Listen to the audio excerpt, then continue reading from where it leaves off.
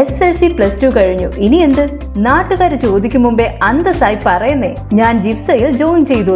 2 ലക്ഷത്തോളം തൊഴിലവസരങ്ങളുള്ള fire and safety വിദ്യാഭ്യാസ രംഗത്ത് 25 വർഷത്തെ പ്രവൃത്തി പരിചയ സമ്പന്നതയോടെ ഇന്ത്യയിലെ ഏറ്റവും വലിയ സ്ഥാപനമായ Saint Joseph's International Fire and Safety Academy നിങ്ങൾക്കായി അവതരിപ്പിക്കുന്ന certificate in fire and safety and industrial fire and safety management ജിഫ്സ. നമസ്കാരം, പ്രഹേളിക ന്യൂസിലേക്ക് സ്വാഗതം.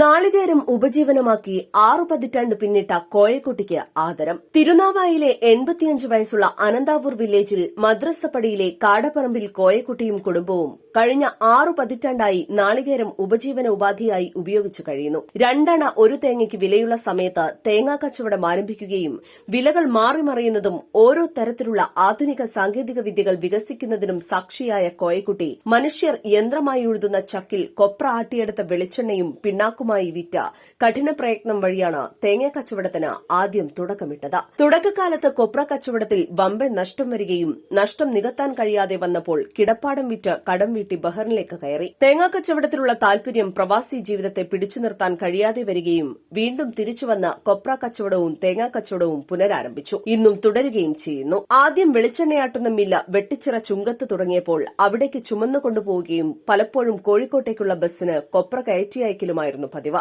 കഴിഞ്ഞ 6 പതിറ്റാണ്ട് കാലമായി കൊപ്ര കച്ചവടമല്ലാത്ത മറ്റൊരു ജീവിതോപാധിയും കോയക്കുട്ടി ചെയ്തിട്ടില്ല. സാങ്കേതിക വിദ്യകൾ ഏറെ പുരോഗമിച്ചെങ്കിലും 2 അണ പൈസ മുതൽ 70 രൂപയ്ക്ക് മുകളിൽ കൊപ്രയ്ക്ക് വില വന്നെങ്കിലും കാര്യമായ ഒരു സാമ്പത്തിക പുരോഗതിയും കോയക്കുട്ടിക്ക് ഉണ്ടായിട്ടില്ല. ഇപ്പോഴും തേങ്ങ വാങ്ങിക്കൊണ്ടുവരികയും പൊളിക്കുകയും ചകിരിയും ചിരട്ടയും വേറെയാക്കി വിൽക്കുകയും ചെയ്യുന്നു. നാളികേരം ഉപജീവനമാക്കിയ കോയക്കുട്ടിയെ സാംസ്കാരിക പരിസ്ഥിതി സംഘടനയായ റീഎക്കോ ലോക നാളികേര ദിനത്തിൽ കാടപ്പറമ്പിൽ വെച്ച് ആദരിക്കുകയുണ്ടായി. അന്താരാഷ്ട്ര ദേശീയ നമ്മുടെ കേരളത്തിന്റെ പേര് തന്നെ വന്നത് ഈ നാളികേരം ഉത്പാദിപ്പിക്കുന്ന ഒരു സംസ്ഥാനം അല്ലെങ്കിൽ ഒരു പ്രദേശമാവുന്നത് കൊണ്ടാണ് നമ്മുടെ പ്രദേശത്തിന് കേരളം എന്ന പേര് വന്നത്.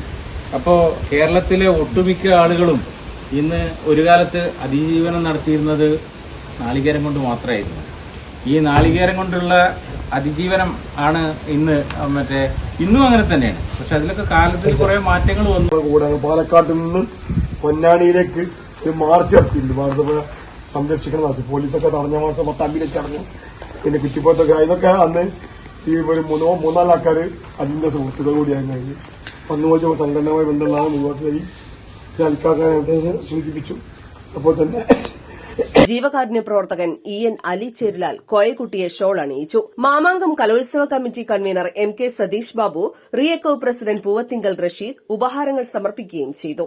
സതീശൻ കളിച്ചാത്ത, ചിറക്കൽ ഉമ്മർ, KM ബാവ അലി മുതുവാട്ടിൽ, PT അൻവർ, ജൌഹർ രണ്ടത്താണി, ഹംസ TK തുടങ്ങിയവർ പങ്കെടുത്തു.